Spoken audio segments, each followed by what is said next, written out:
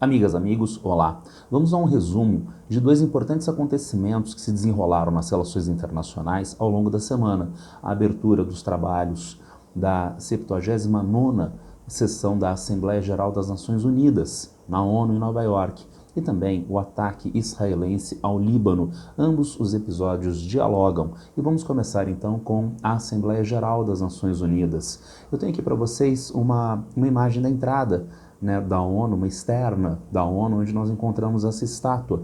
Essa estátua é de Vuccetin, se chama Vamos Transformar Espadas em Arados, uma doação da delegação da União Soviética em 1959 à Organização das Nações Unidas.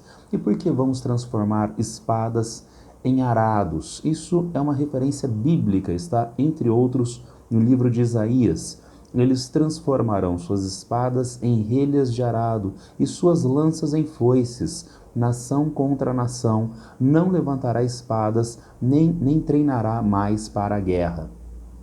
Parece que a ONU se propõe a isso, mas apesar de muitos estarem imbuídos desses esforços na abertura dos trabalhos da ONU agora durante a semana, isso vai terminar agora dia 30 de setembro, né, a abertura dos trabalhos da ONU, mas tantos outros vêm com um discurso belicista numa assembleia que busca segurança internacional. Para nós entendermos isso, vamos pensar alguns discursos importantes para nós, para as relações internacionais, e vamos ver as manifestações desses discursos, começando com o do brasileiro Luiz Inácio Lula da Silva, o Brasil que, desde o início da Organização das Nações Unidas, faz o discurso de abertura entre os chefes de Estado da Assembleia Geral dos Trabalhos da Assembleia Geral das Nações Unidas.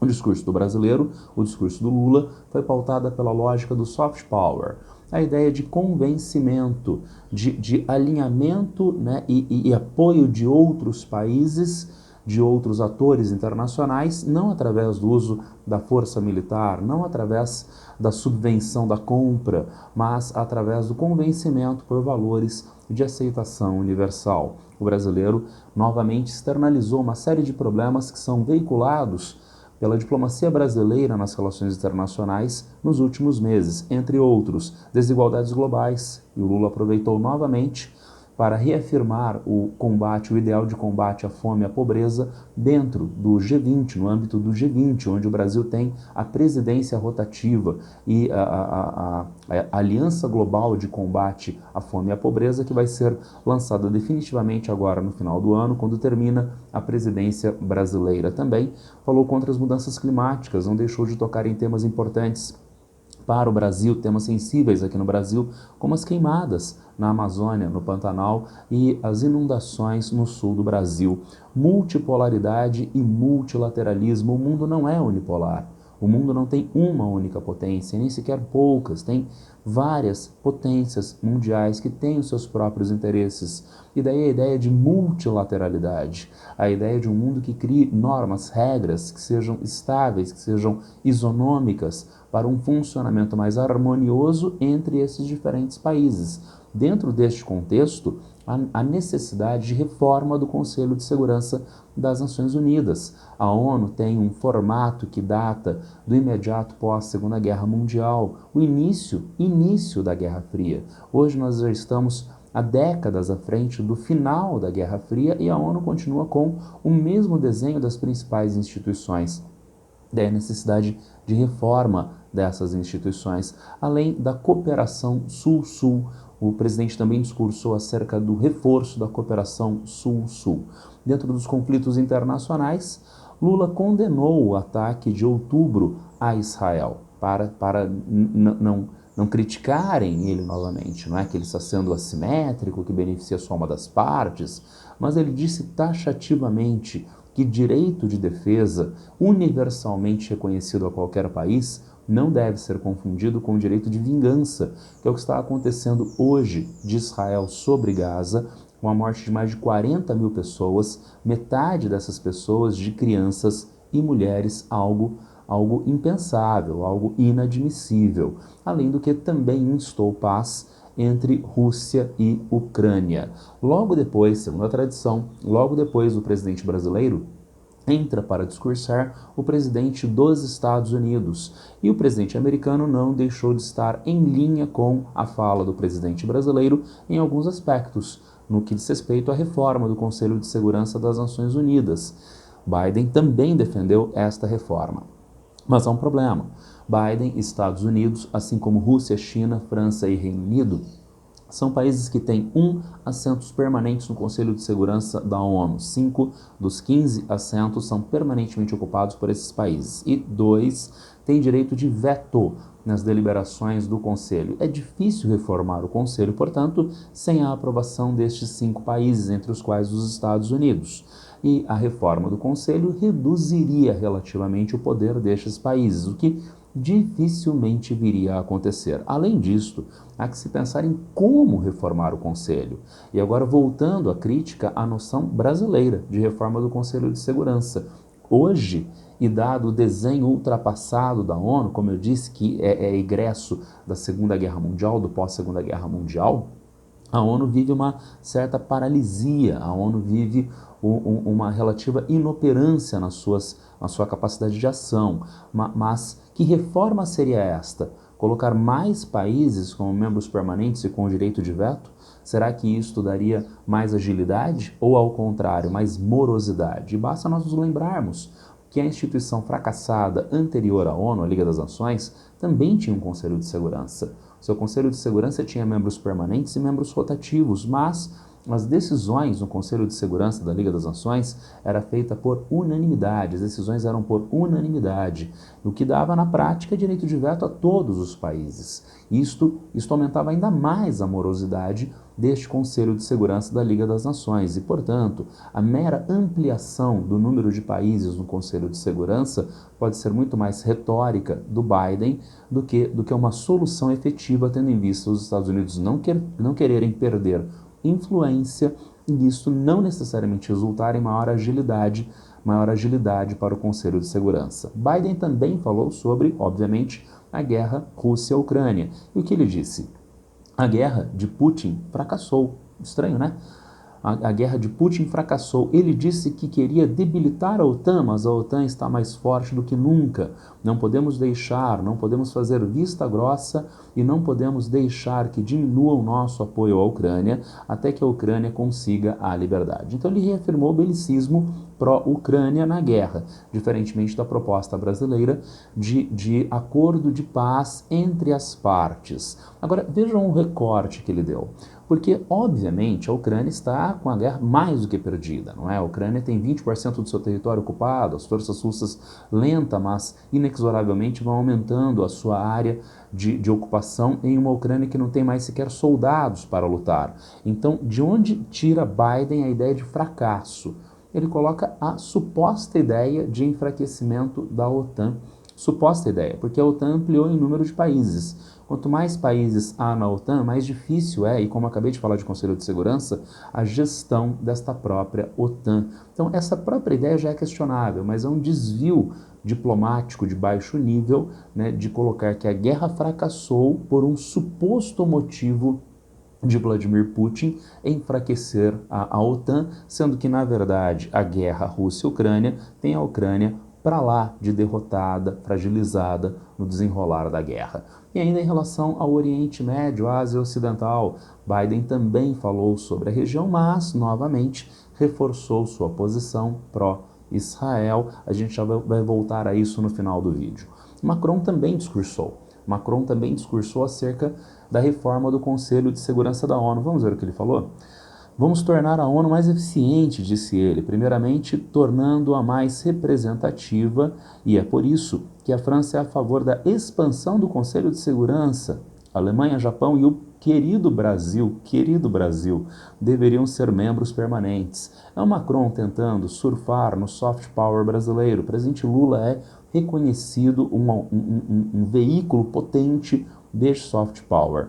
Macron, enfraquecido internacionalmente, enfraquecido em termos domésticos pelo crescimento da extrema-direita na França, tenta surfar neste soft power alheio, né, entre outros o do Brasil, e daí a ideia de um querido Brasil no seu discurso. Macron também instou as partes a não teria uma escalada de violência na Ásia Ocidental, em especial na Guerra do Líbano.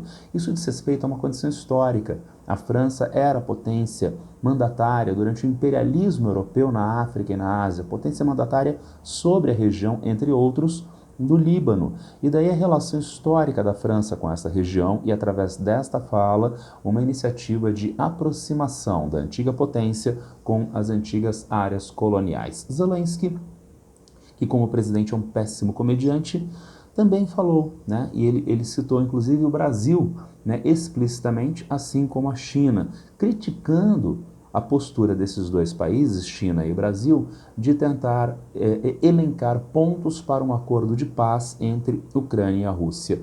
Disse Zelensky: todos devem entender, vocês não aumentarão seu poder às custas da Ucrânia.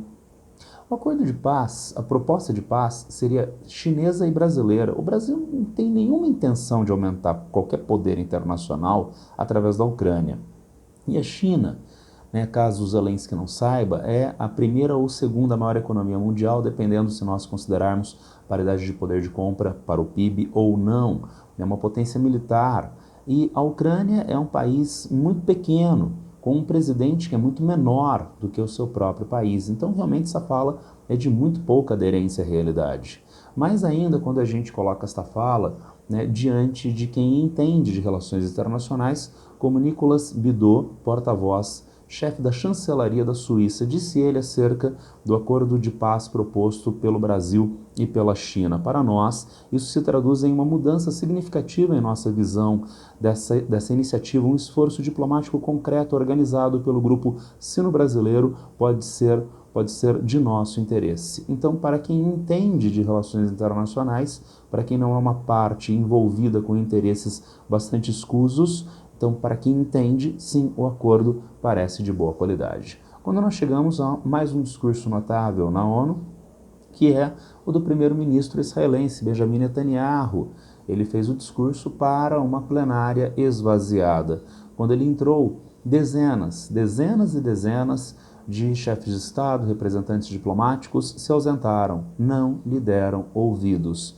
Fizeram bem, porque ele usou a plenária que era para discursos de segurança e paz, segurança mundial e paz, para um belicismo atroz, para ameaças contra outros países da região, né? E em meio, como eu disse, a uma assembleia que busca segurança internacional, um discurso pró-guerra. Mais ainda, falas fartas em apelos religiosos transcendentes, bênção, maldição. Agora, como a gente entende esta lógica de fala religiosa e extremo belicismo? Ora, crescimento da extrema-direita, que a gente vai ver na sequência, está dado em Israel e em escala mundial. Esta fala alinha Benjamin Netanyahu a essa extrema-direita, que ouve e já entende o recado, está falando para esses grupos de extrema-direita no Brasil, nos Estados Unidos, nos países europeus, no sul da Ásia.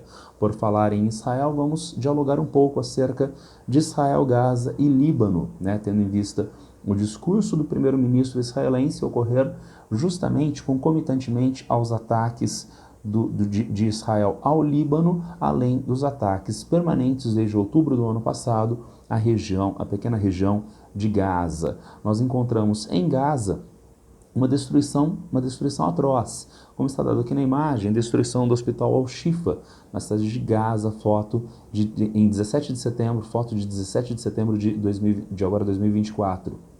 Hospital, então centro hospitalar. Além disto, os massacres foram estendidos agora ao Líbano, diz a manchete do jornal Metrópolis. Líbano, em 5 dias, mortos superam metade do total da guerra de 2006, dada então a intensidade dos ataques que estão acontecendo de Israel sobre esta região. Agora, de onde vem isto, se não do próprio país Israel, da própria estruturação política que ganhou força em Israel ao longo do século XXI com o crescimento da extrema-direita, com Ariel Sharon e agora com Benjamin Netanyahu. Netanyahu, que tem um governo de extrema-direita, se é de extrema-direita, tem um discurso belicista, um discurso agressivo. Mas um discurso agressivo tem que ser direcionado a alguém, a alguma coisa. Precisa haver a formação de um inimigo. Foi o vídeo que nós fizemos a semana passada, necropolítica, necropoder. Então, há que se criar, há que se constituir um inimigo para que esse inimigo possa ser o objeto do ódio, do discurso belicista. E ainda mais, há um pano de fundo de caráter tradicionalista, frequentemente religioso. É o caso da extrema-direita brasileira, embasada numa lógica mista entre cristianismo católico e evangélico. Lá nos Estados Unidos, apesar do pensamento de Steve Bannon estar vinculado ao catolicismo, a maioria de populações protestantes no país não precisa ser apenas cristão o pano de fundo da extrema-direita, pode ser religioso de outras ordens. É o caso do primeiro-ministro Modi na Índia e o seu nacionalismo hinduísta, enquanto lá em Israel nós temos o crescimento da extrema-direita judaica. Eu coloquei aqui para vocês, né, a base de coalizão de governo Netanyahu, num gráfico do G1, quando Netanyahu estava voltando ao poder, e vejam, o Likud de extrema-direita, tá? Mas o sionismo religioso, o que é uma contradição em termos, né? É que nem falar bolsonarista light, né? Então, sionismo religioso. O sionismo é um movimento laico. Então, como é que a gente pode ter sionismo religioso? Já é bastante peculiar. Agora, o Shas e o judaísmo unido da Torá são dois partidos ultra-ortodoxos, religiosos de extrema-direita. Então, de novo, a gente tem uma base de governo que dialoga com essas características de belicismo, de formação de inimigo para sua eliminação, com discurso religioso. E por que as potências mundiais não fazem alguma coisa contra? Por que os Estados Unidos não fazem alguma coisa contra? Já há um vídeo aqui nesse canal sobre o lobby judaico em diferentes países do mundo, aqui no Brasil também. E também lá nos Estados Unidos, na figura da IPAC, o Comitê de Assuntos Públicos Estados Unidos-Israel. Então, como está colocado aqui na manchete do documentário da Intercept Brasil, apoie Israel ou perca seu mandato. Veja as táticas do lobby dos Estados Unidos. Quem sabe disso é Donald Trump. E daí vejam ele discursando para esta associação e com falas as mais amigas em relação a Israel e o seu atual discurso belicista. Mas quem sabe Kamala Harris vence a eleição? A democrata, que dizem alguns é de esquerda e que tem um pensamento humanista, mas vejam ela também discursando. Ela também deve ter assistido ao documentário veiculado no Intercept, não é? Ela sabe que se ela não apoiar, ela perde a eleição. E daí nós termos dentro dos Estados Unidos uma forte pressão, fazendo com que a diplomacia americana acabe validando os desmandos israelenses na região da Ásia Ocidental. Que desmandos são estes? Eu coloquei aqui no mapinha para vocês destacados alguns países. Vamos começar com a Síria. Apoio aos rebeldes na Síria na tentativa, durante a guerra civil da Síria, de derrubada do presidente Assad, tentativa que foi fracassada. E na Síria houve o ataque a um consulado iraniano, agora em 2024, que resultou, vocês devem se lembrar, naquele ataque de mísseis e drones do Irã sobre o território israelense, que era uma mera resposta, não era um ataque de força, era uma mera resposta telegrafada, tendo em vista a necessidade de resposta dado o ataque ao consulado. Falando em Irã, nós encontramos diferentes episódios de agressão israelense contra o Irã, ataque cibernético contra o programa nuclear iraniano, assassinato do líder do Hamas, o Ismail Haniyeh, em Teherã, para a posse do novo presidente iraniano. O Irã é de maioria muçulmana xiita, assim como o governo é confessional xiita. Os Houthis no Iêmen são xiitas alinhados com o Irã, e há crescentes tensões com ataques de mísseis dos Houthis contra o território israelense, contra embarcações israelenses americanas no Mar Vermelho, e respostas muito agressivas contra populações civis do Iêmen vindas de Israel. Nós temos ainda na região de Gaza perpetuação de diferentes crimes previstos no direito internacional, o que já foi externalizado pelo Tribunal Penal Internacional. E, portanto, não é uma fala de jornalista, não é uma fala de gente de esquerda, é uma instituição que tem vínculos indiretos com a ONU, não é nem do sistema ONU propriamente, da família ONU propriamente, e que já alertou contra crimes contra o direito internacional, crime de guerra, crime contra a humanidade, né, na guerra em Gaza, o que parece bastante óbvio, diga-se de passagem. E finalmente nós chegamos ao Líbano, ao Hezbollah. E lembrando, Hezbollah é um partido político libanês, assim como Hamas é um grupo político, originalmente é um partido político da autoridade palestina, tá legal? E ainda mais, ambos os partidos têm formação religiosa. O Hamas na Irmandade Muçulmana do Egito, enquanto o Hezbollah tem também formação religiosa, mas ambos em vertentes distintas do islamismo. O Hamas, Irmandade Muçulmana, sunismo, enquanto o Hezbollah, mais diretamente enraizado no alinhamento com o Irã, o islamismo xiita. E dentro dessa perspectiva, vejam, será que o Irã apoia o Hamas e o Hezbollah? Sim, ele apoia. Então passem a revisar aquela noção estúpida de que xiitas e sunitas se odeiam. Não, isso é uma noção extremamente estúpida e superficial, tá certo? Eles são todos muçulmanos. Assim como existe cristão protestante, cristão católico, cristão ortodoxo, e eles se odeiam porque eles têm credos distintos dentro do cristianismo? Claro que não, claro que não. Assim como acontece entre Hamas, Hezbollah e Irã. Hamas de origem religiosa, sunita, Hezbollah de origem religiosa, xiita. Ambos iniciados nos conflitos com Israel, nas ocupações de Israel nos anos 1980 nos territórios palestinos, origem do Hamas, na invasão israelense do Líbano nos anos 80, a origem do Hezbollah.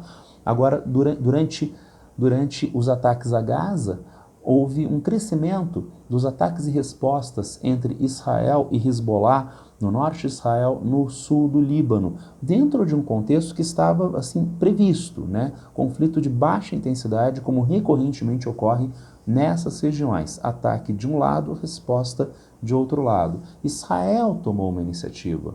Qual foi a iniciativa israelense? A detonação dos equipamentos de comunicação, dos pagers, recentemente no território libanês. E isto pode ser considerado ato de terrorismo, terrorismo de Estado. Se a gente não considerar como terrorismo de Estado de Israel a detonação dos pagers, a gente considera muito facilmente a ideia de crime contra a humanidade, crime de guerra, porque houve algo de 3 dezenas de pessoas mortas, pessoas que estavam supostamente portando esses equipamentos de comunicação.